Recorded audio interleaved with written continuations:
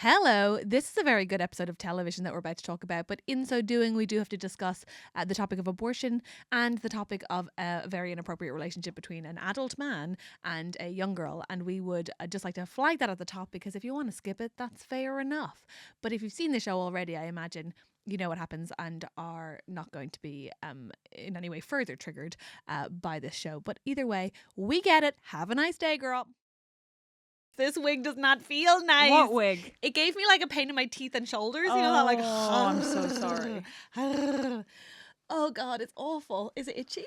Yeah, obviously. It looks itchy. And highly flammable. Yeah, it looks so itchy.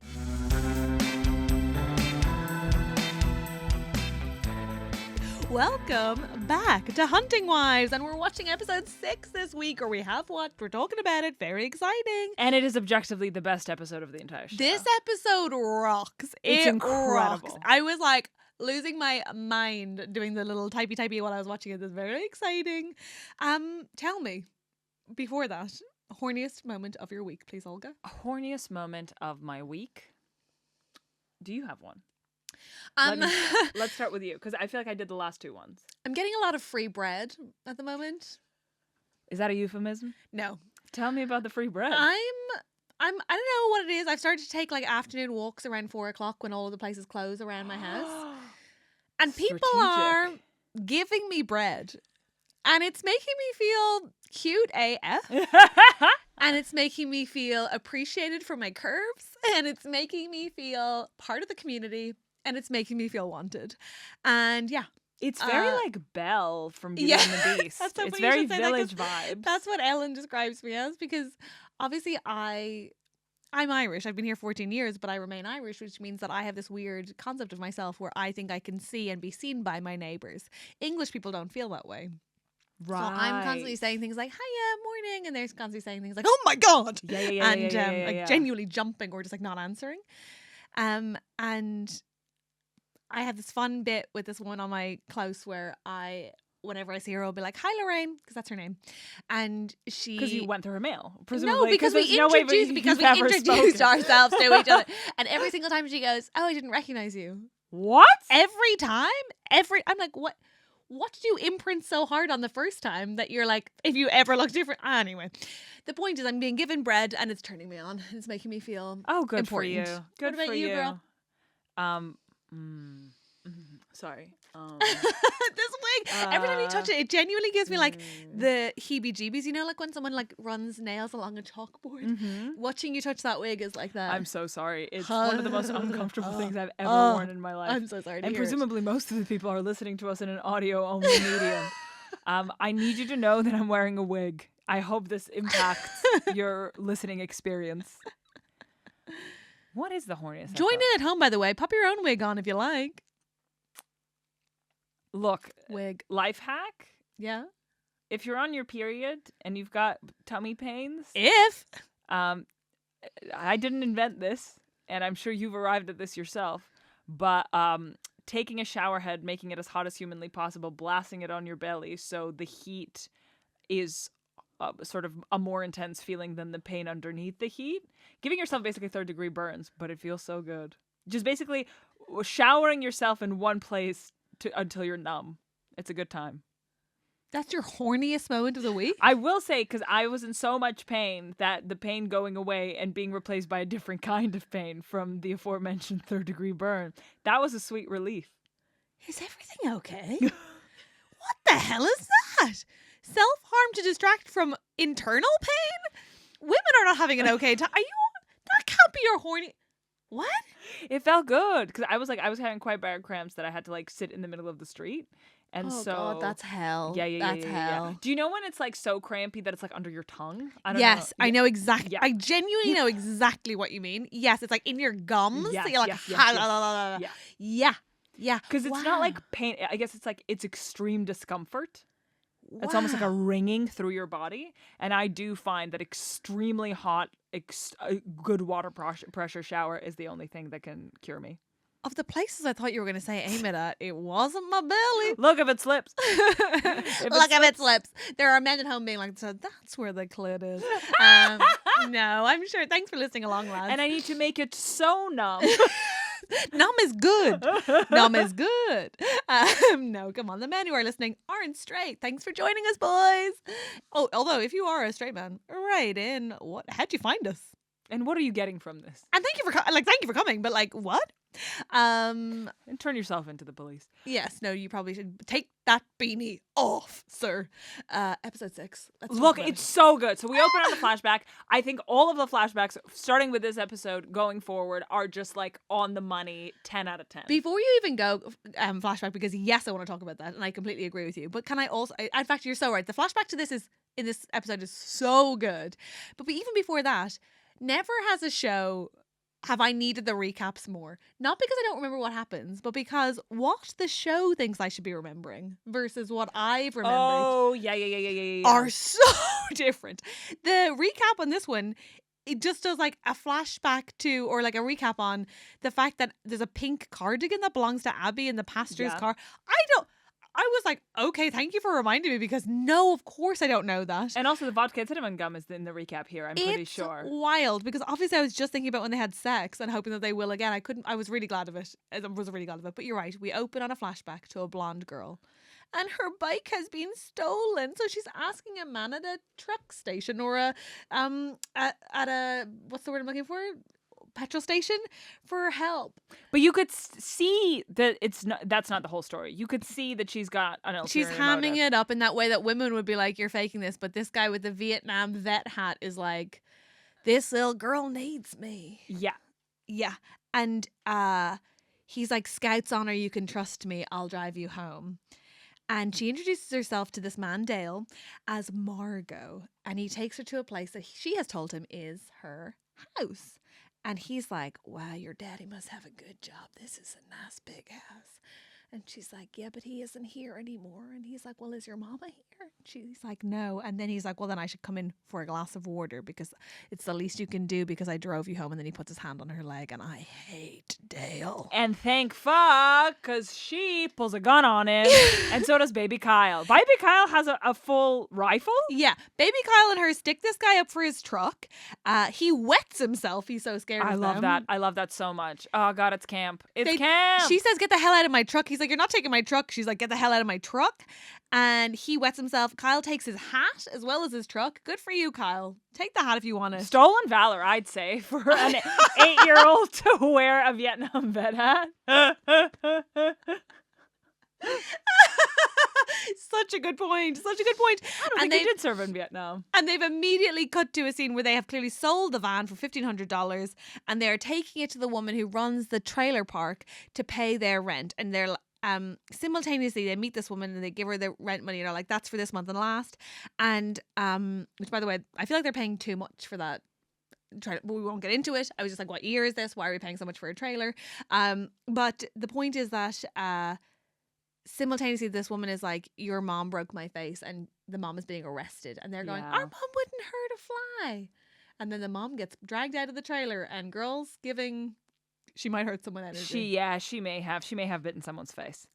Oh, and everyone's calling Margot Mandy. Mm-hmm. At this point. So we understand that Mandy's her real name and Margot is the name that she uses to take financial advantage of people. Of old creepy men who like guns. Yep. Or don't like guns, whatever it is. But yes. So we go, okay, this is Margot's origin story, and her and Kyle have had to fend for themselves. And they're a little team. And they also know, and what they've used to get money in this case, is that the world is unsafe, in particular for young women, and that the world is a bad place, and everyone's out to get what they can get from you, so you have to take it back. And that no one will protect them. They have to protect themselves. And that their mother is unreliable.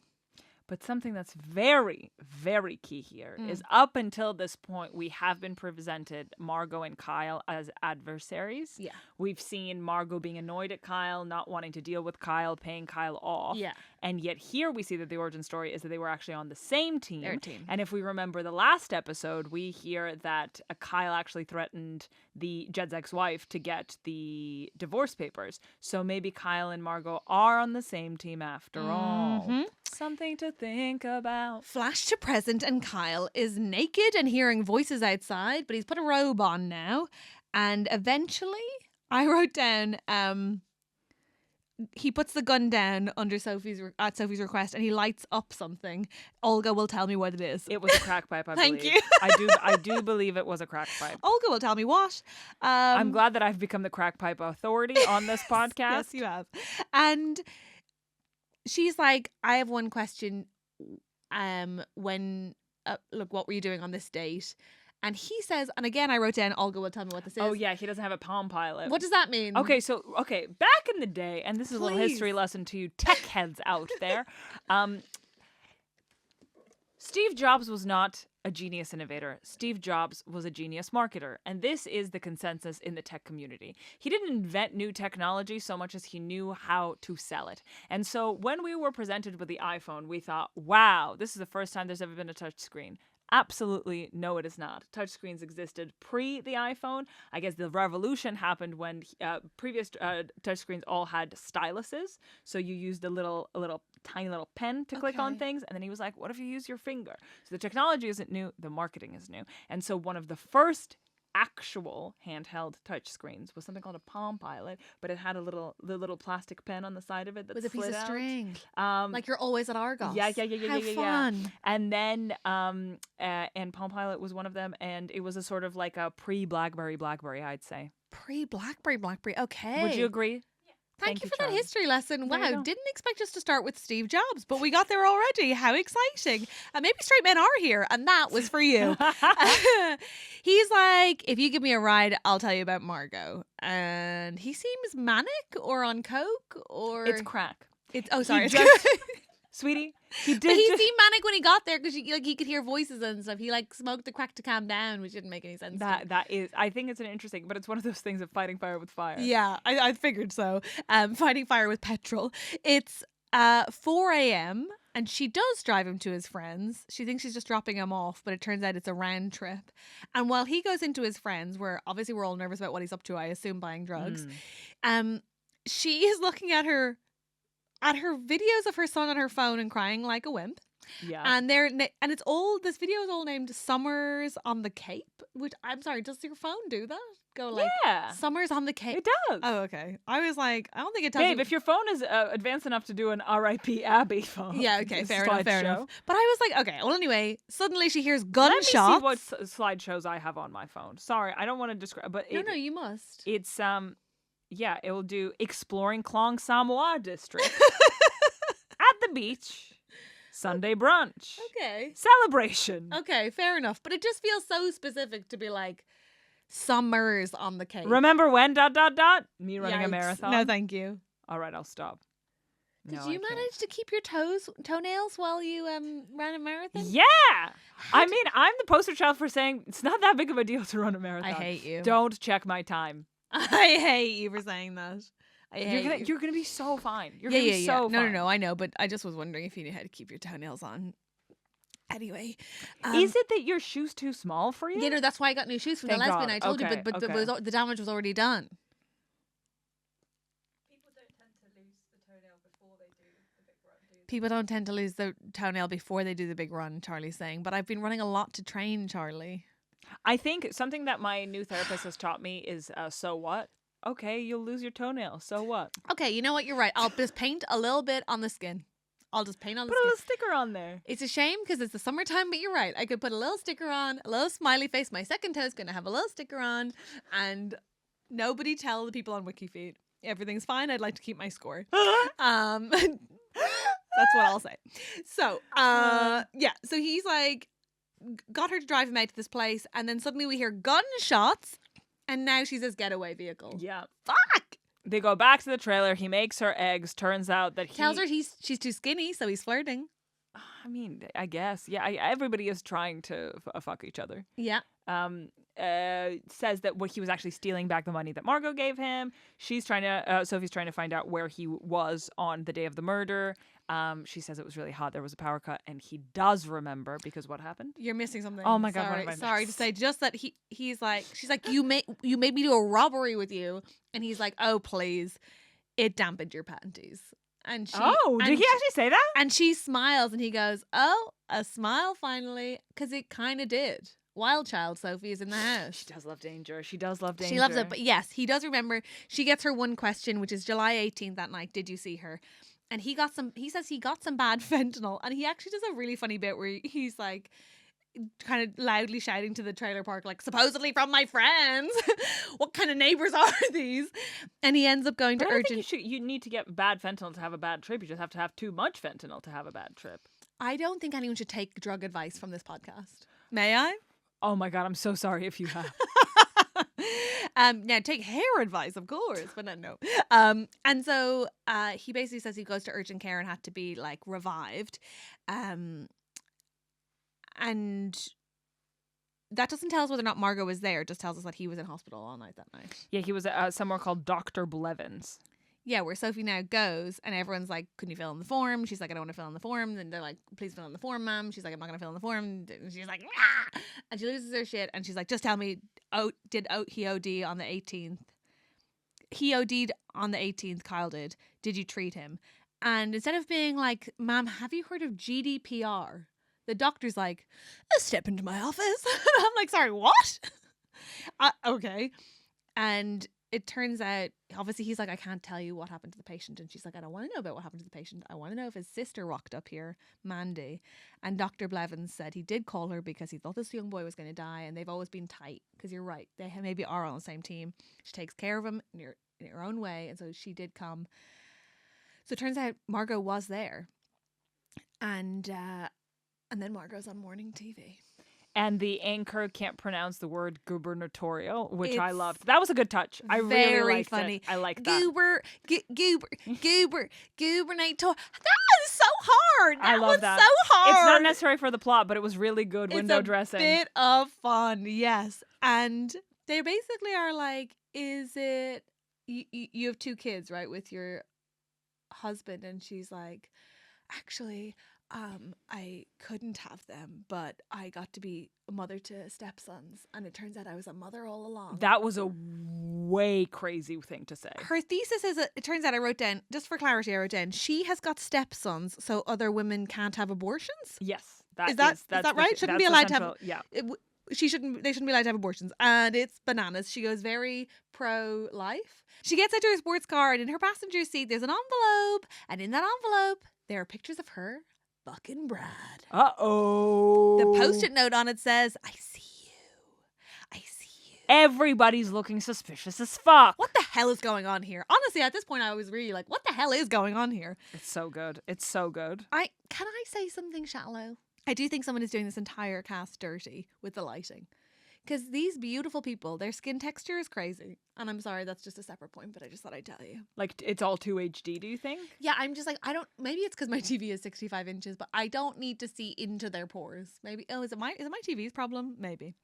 Yeah, I watched this whole thing on my phone on a train. So I was like, what pores? What pores are you talking about? They look like The Sims to me. Oh, okay, fine. Sophie's in the motel and her door goes. Okay, and here we go. Here I want to fucking say the hottest scene of this entire show. Yeah. Who's at the door? It's crazy. I had to rewatch it like 3 or 4 times. It's so good. And also, intrigue. Okay, who's at the door? It's Margot. Margot, the one who blocked her? Margot, the one who turned her away when she showed up to her house? Sophie's saying the Margot. words, you ghosted me. And I'm like, be more chill. Do less. And when Margot finds out that Sophie has seen her brother, Sophie goes, nice guy, big dick. Oh! So good. And then she goes, y'all like practice kissing on each other? Yes! Oh my God. And she's like gone off the rails. She really has. She goes, you're not in control anymore. Not of me. And then she chokes Margot. Chokes her! It was so hot. She tells her to get the fuck out. It's so hot. And I would have loved if the scene ended there, honestly, because I was like, yes. Because this doesn't last long. Because this doesn't last. Margot worms her way. Or does she? We'll get to it. Margot starts to cry. And I was like, she's being clearly manipulated. Margot starts to cry. She's clearly manipulating. Come on. Okay, so she is surely being manipulative. She goes, I fucked up. I don't know what's real anymore. I'm so used to lying. I need someone who loves me, having seen all the ugly sides of me. And I was like, she doesn't love you. You had sex once. Relax. You're so full of yourself.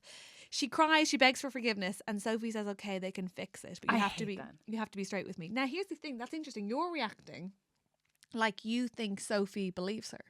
Yeah. Oh, I think Sophie is keeping enemies close at this point. Oh, I really hope so, because the thing is, the sort of, oh god, Margot has been in control so far, and Sophie has been like bright-eyed and bushy-tailed and been like, oh. Yeah. And then now the flip is so sexy and so hot. Yeah. To see Margot clearly being like, okay, what are my options for manipulation here? Yeah. Is it do I have to do the last resort sort of waterworks button? Yeah. And that is last resort. Yep. Because she can't use sex as a weapon or none of that stuff. And the fact that Sophie is in charge and crazy and sexy and choking, I just like the power flip is so hot. I really hope that Sophie's like, I fucking see you and I'm gonna keep you close, and isn't actually falling for this I shit. really hope so.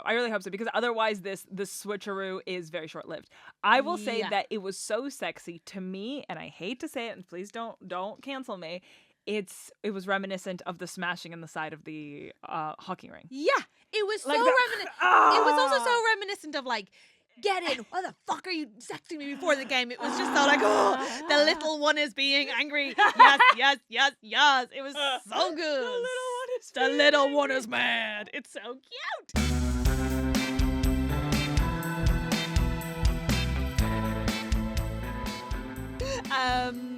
And then Salazar, sweet baby face police officer, is at the station with the bald guy, and she's basically accusing Occam of being lazy.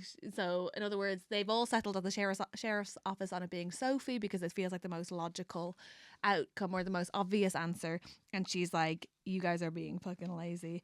And this bald guy is so annoying. He's like, are you just emotional because of your last case? And it's like, oh, the one where she got shot in the head and then had to have 3 surgeries. I think she's maybe allowed to be, but anyway, the men of the show are so annoying. But he does reveal that there were 2 phone calls that were very, very suspicious. Abby's last 2 Yes. phone calls, which were? First, to the pervy pastor, one from Jill Thompson, Brad's mom. But he has his orders. They're looking into Sophie. He couldn't possibly investigate these phone calls. If only there were a woman on sick leave with a stick and some goddamn historical motivation. Oh, wait, Salazar has that. Thank God we got a baby face. Baby Yeah, face we on the do. case. Baby Yeah, face we on the do. case.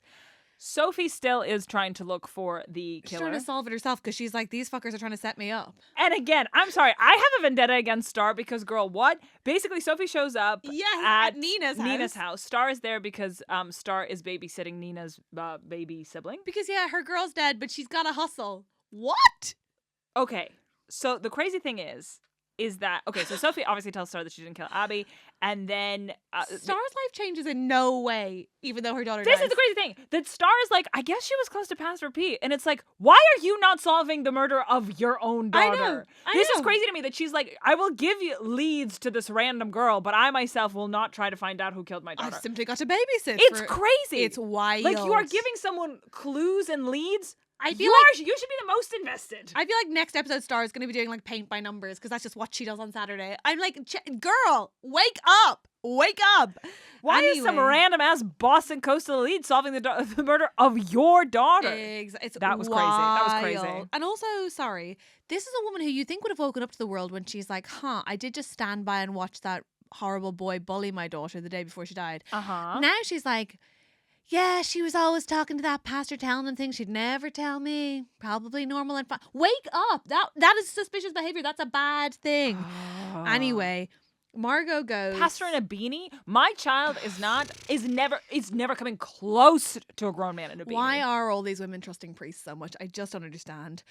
Margot goes to the head of Jed's campaign, his campaign manager, Zhao Li, and is like, hey, not even a big deal. Like, just like wondering, like, just like, random question. Do we have safeguards for blackmailing? And she's like, what? And she's like, just covering bases, just thinking sort of like, gotta get my nails done. And also, do we have any safeguarding for if we are being blackmailed? Just girly things. Just girly things. She's like, do you have any enemies? Do you have anything that would? And she's like, I don't have enemies. One of my favorite lines. I don't have enemies. I have friends. Ooh, Yes! Very good. Very, very good. Cut to Her, it's so good. It's a really good scene. It's an amazing scene. It's a It's great her scene. and those friends, and they're hanging out. And she does what? She very casually just brings up all of the blackmail that she has on them. Would you like to give us some examples? She's like, girls, when I go on this campaign trail, it's all in the same state. What do you mean go on the campaign trail? I'm going to be taking with me memories of our time together. Do they have to die before you get on the bus? What's happening? Memories like, you know, when we had that was it MDM? How do you say that drug that you took out of the police evidence locker from your sheriff husband? And Callie's like, huh? And she's like, remember that trip where one of you stole a Cartier bracelet? And the others are like, what? Huh? And it's like, hang on a second. What are you doing? Why are you doing that? And she's like, yeah. Just saying, we all have skeletons in our closets where they belong.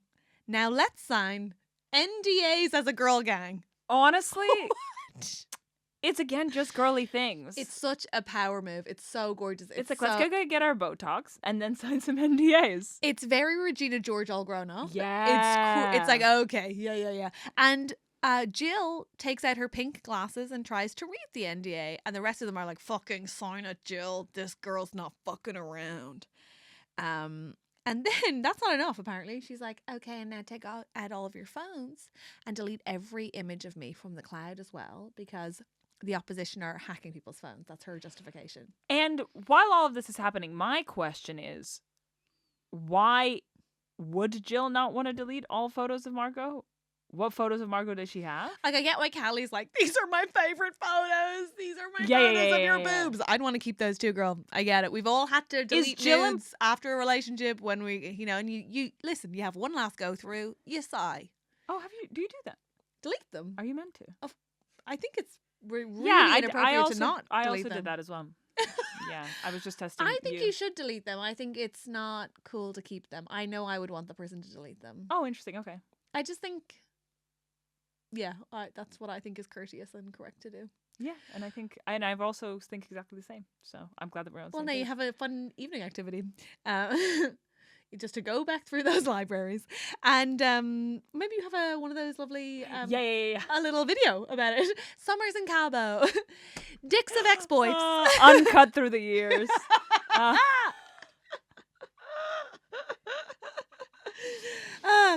so but Jill is like, no, that's a step too far. I will not delete my photos. So is it like, is the implication that Jill has the photos? No, surely she wouldn't have photos of Margot having sex with Brad on her phone. It's certainly that she's not willing to do anything. Look, I think we're supposed to think that it's possible that she put the photos in this envelope. I think we're also supposed to believe that Jill is the biggest contender for Queen Bee, right? She's not necessarily going to do something just because she's told to by Margot. She doesn't like to be told what to do. Okay. I think, and yeah, I clearly think she has something incriminating and she's not quite willing to give it up. But she did just sign an NDA, so what does she think she's going to be able to do? But anyway, Salazar, our babyface cop, comes to the youth pastor's office, and there she finds the Reverend, who's clearing out Pete's things, who she's been looking for. And isn't that funny timing? And the Reverend says, oh, he's gone because it wasn't a culture fit, which is wild because he was perving on the youth, and that's surely a culture fit. But apparently not. And he's like, he was from a small place, the reason it wasn't a culture fit is because his last place was smaller in Louisiana. And she's a good detective, so she's like, what happened in Louisiana? And he's like, I don't know about that. And then, but even from this interaction, it's so clear that he totally knows. Oh yeah, definitely, I completely agree. But then she drops a bomb and she's like, okay, cool. Just last question, if I could, because it's weird that the youth pastor's missing, and it's weird that he had to leave Louisiana at all. And just like sidebar, isn't it weird that the last phone call to the murder victim was from your wife? Okay, bye. Have a nice day. And I'm like, yes, girl. It's a good like truth bomb. It's a good mic drop. It's a really good mic drop. Yeah. And to be fair to them, at this point, I really don't know who did this murder, unless it was Pete, in which case I do. But other than if it wasn't Pete, I don't know who did it. And but Pete just feels like so obvious now that I'm like, it can't be Pete. But maybe it's Pete. But if it's Pete, I knew it all along. And if it's not Pete, I don't know who it was. I just can't believe that, like, oh God, I mean, this is so obvious what I'm about to say, but it's like, for an organization that claims to like care about children so much, I cannot believe the Reverend would just hire a person with like a background. wait till you Google the church. Oh man. Yeah, not just hire them knowing they have a background, but like accept them knowing they're being moved because of what they've done to Yeah, children. that's really scary. so to me. grim. Um, Trigger warning. do you know? Okay, this is. I don't actually watch the TV show. I'm sure it is good. I just never seen it. The Ted TV show. I have not seen that. What's that? Do you know Ted the movie? About the teddy bear who's friends with That's made Mark into Wahlberg? a TV show? Yes.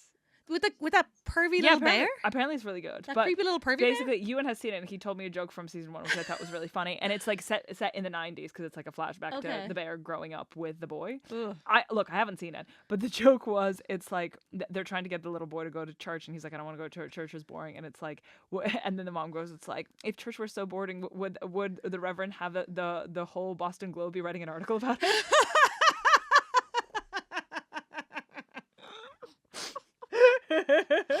Yikes. Yikes. At this point, I write down the words, this show is just about crime now, not sex, but I think it's better that way. I agree. It's sexier because of it. Yeah. As soon as I'm starting to think it's sexier because of it, they love to, what's the word? I guess like dry my puss. They really do. We're listening to heavy metal. Oh God, we're at Pete's house, and Pastor Pete's house. Yeah, and he's damn, you live like this? He's swigging vodka, he's doing push-ups, he's listening to death metal, he's wearing a beanie. Yeah, inside with a short sleeve shirt. What is the weather, sir? Anyway, he then hears the door go and he puts in a chewing gum. So we know he thinks it's somebody like who he might be kissing. And he opens the door trying to be suave. He hides the vodka and is like, you're Lee, and it's Sophie. It's Sophie. But like 3 feet behind Sophie is the teenager Nina arriving, and he keeps looking at her in the most obvious way ever. Again, this boy wouldn't even be hired for a soap. Sorry, there I said it. It's so One Tree Hill acting. I can't even. That's the only way I can describe it. It comes with a hat. I think like the thing is when you put a wig on, you just become a different person. Yeah. Now, Sophie's like, sorry, is this not a good time? Are you expecting someone? And don't you want to help Abby's eternal soul? Don't you want us to find out what happened? And don't you want justice? And he very calmly says, Abby wasn't an angel. Her lustful She'd sins. fallen into her lustful sins. Nothing innocent about ending a life. So basically it turns out the pastor's saying that Brad told him that Abby had had an abortion. And Sophie's like, was he telling you like he was upset? Like he felt guilty about it? Like he was mad? At this point, I'm sorry, but I've written down, what is this man's accent? Can I do a southern accent? No. Am I trying very hard? No. Have I been hired to do it? No. He is like, what in the Tennessee Williams is going on? It's like all over. He's like, when he goes like, nothing innocent about ending a life. And then he's like, having an abortion. It's just, it gets like he's all over the place. I do wonder, is it hard to get an actor to agree to play such a disgusting part? And that, like, the pool of actors actually willing to do it? Is there, like, we'll just settle for anybody? No, I think there's a whole lot of young actors who would take a part playing a creepy pastor. You think? Yeah, I do. Oh. We're a desperate bunch. But mainly, it's a crazy accent. No such thing as a bad part. Just a bad beanie. But yeah, his accent's crazy, and then he threatens to call the police. And, you know what else I was thinking? Sorry. Brad told him this, presumably in confession. Is there no client-priest confidentiality? God, no.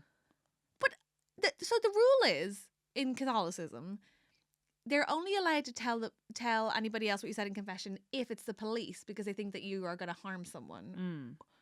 But, he's just telling random women who come to his door? I do wonder if it wasn't confession. I wonder if it was one of those, like, cool hangs.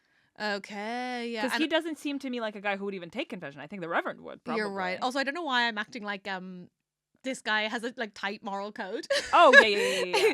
Yeah. And so this guy is, I mean, I think that it wasn't confession. It was like, you know, hanging out by a half pipe, pretending to skateboard. That's what that was. Right. Sitting backwards on a chair. That's what that happened. Hey, fellow kids. Yeah, so Sophie goes, and 2 seconds later he ushers in the teen, and it makes me feel anxious and unwell. And you'd want to feel anxious and unwell? Jill is giving Brad a haircut outdoors. Of course she is, because he has to take his top off to do it, because she would not have another person touch his hair because you know she collects it and puts it in a locket, maybe locker. She might have a lot of it. And had to upgrade from locket. yeah, the Reverend comes storming in and is like, "Does no one tell me anything? Me, your homosexual husband?" And she's like, "What's going on?" And he was like, "Apparently you called Abby on that you were the last call to her phone." Guys, everybody's looking guilty. Yeah. Star is looking guilty. Jill is looking guilty. The pastor's looking guilty. The Reverend's looking guilty. Everybody's sus. Yeah, at which point Jill's like, "No, I didn't. Brad called her from my phone because his phone was broken." And Brad's like, "No, I didn't." No, like, he's like, obviously like, "Why are you lying? And why are you making me lie?" And her hand holding the scissors is shaking. She's looking guilty AF. Margot, in a not an innocent move, is shooting target practice in the middle of the woods. And she gets a text on Signal from Brad saying, "I need to see you." And he shows up in his Bratmobile. And he spits. And he has his sunglasses on backwards on his cap, which, sorry, took me genuinely back to the teen, like, fuckboys of Teen Mom. Do you know? Is that something they did? Yeah, they all drove quads. They all had, like, back to front sunglasses on the back of their head inexplicably. And none of them were paying child support. And it just took me back. And it was a real, like, woo. Anyway. Wow. That's not why he was there. He was there to say... to tell her about Jill's weird lie about this phone call, and to be like, "Would you ask your kids to lie for you? And would your mom have done it?" Basically, is a conversation they have. But thankfully, we don't know what happened with Nina at the house, but we know that her and the pastor have gone to the creepiest place you can go. The fair. A county fair. Oh.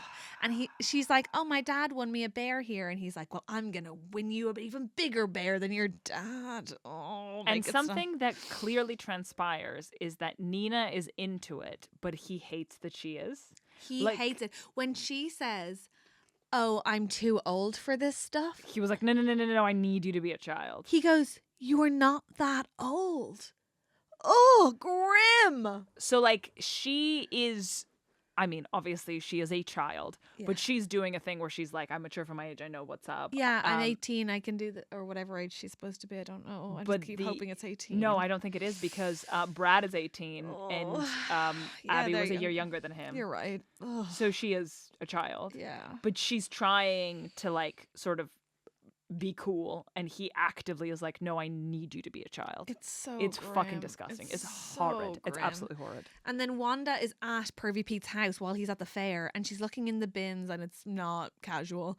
As opposed to the casual looking through the bins that I do. Yeah. Well, I'm just saying, like, play it cool if you're gonna go through someone's bins. Be casual with that. She never had an ex-boyfriend.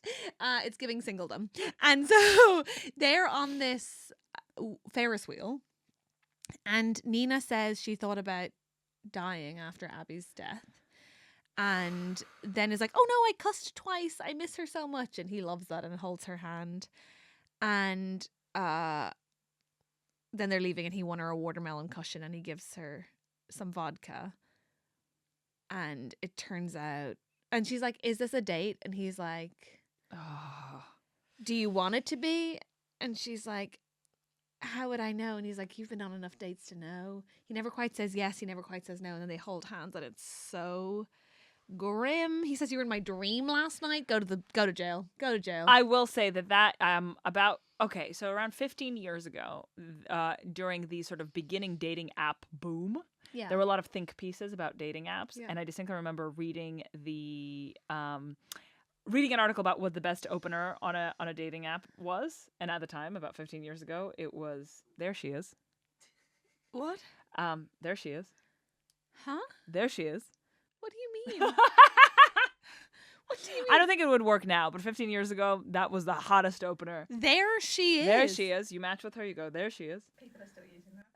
Are they actually? Charlie's saying people are still Are using they actually? that. Oh my god. Do they follow it up with like, "There she is"? "There she..." I mean, they read the same article as I did, and look, I'm a happily engaged woman. You too. There she There is. she is. Yeah, but it didn't work on the women you were messaging. Red to filth. But then the Yikes. other one was if you want to test the waters with someone and see if they are like picking up what you're putting down, maybe someone you know, so not Yeah. necessarily on a dating app. This was just like in the same sort of like genre of article. I Had a Dream About You Last Night is a great way, plausible deniability way to let someone know that you're interested. Because Christ on a if they want to bike. take it that way, they will. But if they don't, you have plausible deniability. Ugh. If they didn't. I hate it. But what I'm saying is, use your words. Use your words. this was decades ago, and this is a bad move. It's a horrible move.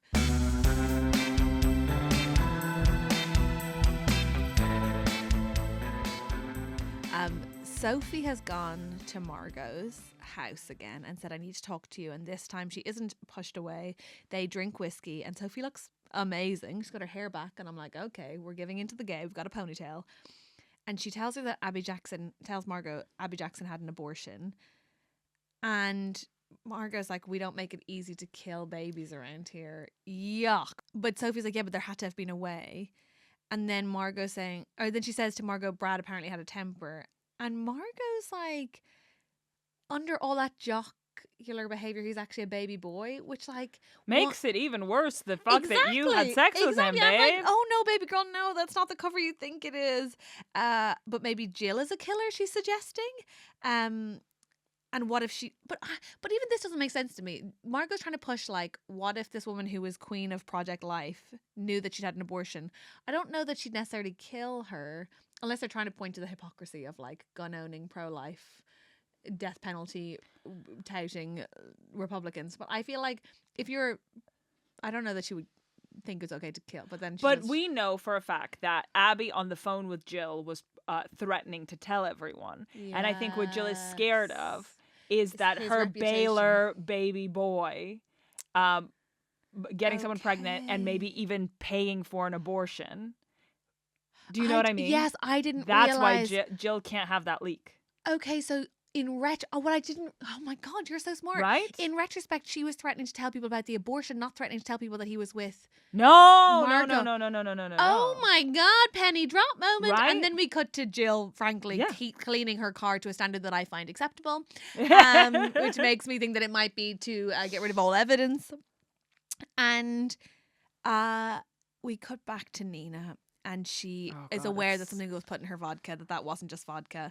And Pervy Pastor Pete, Triple P, puts her in his car. And she sees in her sort of like groggy state that Abby's cardigan is in the back. And that she realizes it wasn't vodka. She tries to get out. And he like forces her back in. And a couple walks by and they don't do anything. It's nightmare stuff. Honestly, in that moment, it's a horror film. It really, really, really is upsetting. It's horrible. And at the end of this episode, I am like, was it Jill? Was it Jill? You're blinking at me because you're not allowed to tell me. And you and Charlie have seen the last two episodes and I haven't. And I hate that you know and I need to go home and watch the episodes now. Now you know how I feel about you having read The Long Game. Okay, well, you should just read them. Well, no, we're going to do it on Patreon. Good plug. But yeah, I know what you mean. I don't know how you keep it in because unlike that, I couldn't keep a secret. But wow, good episode. We've shifted gears here. It's so intense. I think it's so well done how I think everybody's guilty. Yeah, really agreed. And everyone seems to have sort of got not everyone has a motive. Pete has a motive. Brad has a motive. Jill has a motive. Plausibly. Callie has a motive. I still think that she really hates Sophie. But I don't think she has enough motive to kill. Maybe, I guess. Not comparing to plausibly. The other two, surely not. There's a world in which Margot could have known that Abby knew about them. Certainly knew. Maybe. So there's like possibly a motive there. There's a lot of motive going around. A lot of motive going around. So it's very exciting. Who would you say...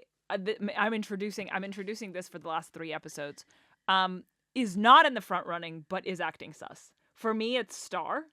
Yeah. Like, I just can't fucking figure out why you're acting this way. Yeah. Like, surely you want to get to the bottom of who killed your daughter. And it seems that Star is convinced that it's Brad, but if she is so convinced, she needs to be doing something about it. If you know who killed her, in your eyes, go find the evidence for it. Convince the police. What the fuck are you doing? I agree. Why are you telling Sophie about Pastor Pete? It makes no fucking sense. And also, the Reverend is sus as fuck. Sophie's not sus. Oh yeah, I mean she's obviously fully. I mean, all she has to say for herself is that I don't think I killed her, but I blacked out, so she can't even say that she didn't. But as the show's protagonist, I don't feel like we're meant to suspect her. Exactly. But the Reverend openly basically said, "Yeah, we hired a pedo," and okay, and then the Reverend also was like, "Get your story straight." So the fact that he doesn't want to, like the fact that he's actually essentially saying, "I'm okay to back you up in whatever lies you're telling." I know they are lies. I don't know that the man of cloth would go for killing immediately as his cover. Fair, that's fair. But the fact that, I don't know. He also seems like a man who wouldn't want to get his hands dirty. I don't know. I wouldn't say as far as murder. That being said, he has as much motivation as Jill. Lots of questions. Well, not really, because Jill's also, her core wound is that Brad had sex with Abby and not her. And that's an important thing to remember. Well, the thing is, for all we know, gay Reverend is also as in love with Brad as his wife You is. know what? Solid point. But he's just never waiting at the shower door with a towel. A tiny towel, is he? Oh, is this one going to fit? I hate her. Okay, best line of dialogue in this episode for you? Oh, there's a lot. There is a lot. I will say... Oh, no. It has to be nice guy, big dick. For me... Gubernatorial. Gubernate. That one's so tricky. I just thought that's just fun. I love when non-important characters get just like a fun joke or a fun backstory. Yeah. In anything, it's always fun. It's something I really like about Colin from Accounts, is that they will just randomly introduce a character who's got the most intense full backstory and they're there for 2 minutes and you're like, I love it. So yes, and then what about horniest moment from this episode? Oh my god, like that whole scene, I was like, why can't this entire episode be Sophie choking Margot out? I agree. And there was something really, and maybe this is like, maybe there's a sort of dormant dom inside me. There was something so satisfying in seeing Margot panic. Yeah. Just because she's someone that doesn't panic. Even like the opener is her at age 15 not panicking. Yeah. So the fact that she's panicking and like clearly like groveling, there's just something really satisfying about it. Yeah, I found it so hot when it felt like Sophie was done fucking caring about Margot, which didn't last long, but it felt like... Yeah, it lasted for all but like 20 seconds. But wow, that was so sexy. Yeah, I really enjoyed You're Not in Control Anymore, not of me. You're not in control. Yes, that's so good stuff. good. WTF moment? I said it once, I'll say it again. Star, why you're not investigating the murder of your own daughter. The very, like, it's just the fact that there was an exchange where Star's like, I'm just going to stay at Nina's house, but, like, here's a clue to Sophie, who should have less investment into the murder of Abby. I do agree with that. For me, it was, honestly, it was that couple walking by, seeing a child being shoved into a car by a pastor with a beanie on and being like, well, off to the fair. I was like, no! Come on. Yeah, that was grim though. But yes, that was my what the fuck moment. Yeah, I thought this was such a good episode. I was so intrigued. I'm desperate to know who did it. I can't wait to watch the next two, which is a really good feeling. And interestingly, start of this, we both fancied Margot most. Who do you fancy most now? That's a really good question. Thank you. I think the very fact that I have yet to see Margot have sex for the reasons of having sex has kind of turned me off to her, because I just feel like I would always be second guessing. Me too. I'm like, do you actually want to be here? What do you want from me? Is this about your brother somehow? Yeah. Because I don't want it to be. Yeah. So I guess Sophie, it would have to be Sophie. And I do like Crazy Sophie. I like Crazy Sophie. Crazy Sophie's hot. I still think Callie's Callie. hot. You want Callie. But Crazy Sophie has totally outstripped Margot for me now. Because Margot just feels penned in. She feels like the room's getting smaller and smaller and smaller and smaller, and she's getting more desperate and desperate. And when she was portraying herself as incredibly in control, I liked it. But now it feels like nothing's her choice anymore, and it makes me feel icked out. Yeah. I completely agree. Cool. If you had to have sex with one of the men from the show, and obviously you don't have to, if you were to choose one of the men, it would have to be the sheriff. Oh my god, same! Yes. It would have to be the sheriff, but what would happen, and I apologize for how explicit this is going to get, he would be like... Wow, an apology on this show for how explicit... What are you going to say? He'd be like, wouldn't it be sexy if we had sex in the mirror? And we'd have it doggy style, and I'd look up into the mirror, and I would see him checking himself out. Yes, yes, He'd be going, gorgeous. Looking at himself. He's very Gaston, isn't Yeah, he? yeah. He's Gaston with a badge for sure. Yeah, I'd have to go sheriff too. A-cab, though. Yes, agreed, obviously. What do you think is going to happen? And apart from we find out, hopefully, who kills Abby, Yeah. do you think, are there other questions you want answered? I guess the naive part of me who started watching this show for the reasons I did hopes that it's going to transpire Margot is telling the truth just in that moment of desperation, that she actually does want to be with Sophie and that she needs a way out, and maybe they can do that through their love, but I don't think that's going to happen. So, and also now I'm not sure Margot deserves that. I kind of want Sophie, I want Sophie to leave her husband in a way that feels like her choice. I want her to have sex with Margot and then be like, bye bitch. That's kind of mean, but I do want that like visually. And I'd like someone to figure out what the fuck is going on with Star. I'd like Brad to get his comeuppance. I don't think any of this will happen. I think Margot will stay with her husband, which is a shame. Oh my god, dream scenario. Tell me. Again, this isn't what I think is going to happen. This is me just writing fanfic. Yeah. AO3 mode. Callie and Sophie are sat at a bar one night and they're like, she's maybe like a fucking bitch. Is she nice to you? No. She's nice to me? No. Wow. Okay. Well, what if I don't? Okay. What if I take you home to my hot, tall, climbable husband and we have a nice time? And they make Sophie feel better. Okay. So and then she drives off to Boston where she should live. Yeah. And then obviously like at some point she realizes she has a kid, just turn around and be like, do you want to come? And the kid's like, who are you? And she's like, I tried. All right, peace out, my guy. And then off she goes. I think that's my ending.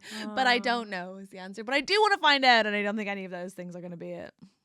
I like that. I like that as a happy ending. Please feel free to email us about hunting rivalry. Either of the two is fine. You can email us on tonsilhockeypodcast@gmail.com. Follow us on Instagram, TikTok, and YouTube at Tonsil Hockey Podcast. Please. Listen, if you can't support us on Patreon, then one of the best ways to support us is to tell a friend, is to follow us on those platforms if you can, is to share it. We would love that. But for those of you who are supporting us on Patreon, thank you so much. We appreciate that you are giving us your hard-earned cash, and we are trying to make lots of content on there so that it's worth your while. It means so much to us, and also we're having so much fun on there, and we hope you'll join us. If you haven't read The Long Game, or you have and you want to hear us talk about that, come on over. If you want to hear the watch along episodes we did as live shows, they're all on there now. We do fanfic, we talk about the Las Vegas remix, we do it all. We'd love to see you there. Thank you so much. Have a nice week. Also, regarding Hunting Wives, I, as a person who has finished the season, Oh my God. I still think that there are questions that remain unanswered. So please write in about your WTF moments, about your fan theories, about your AO3s. I would love to hear all of it. Okay, I'm intrigued. I wonder if there's anything on AO3 about the Hunting Wives. Incoming. Googling. Bye.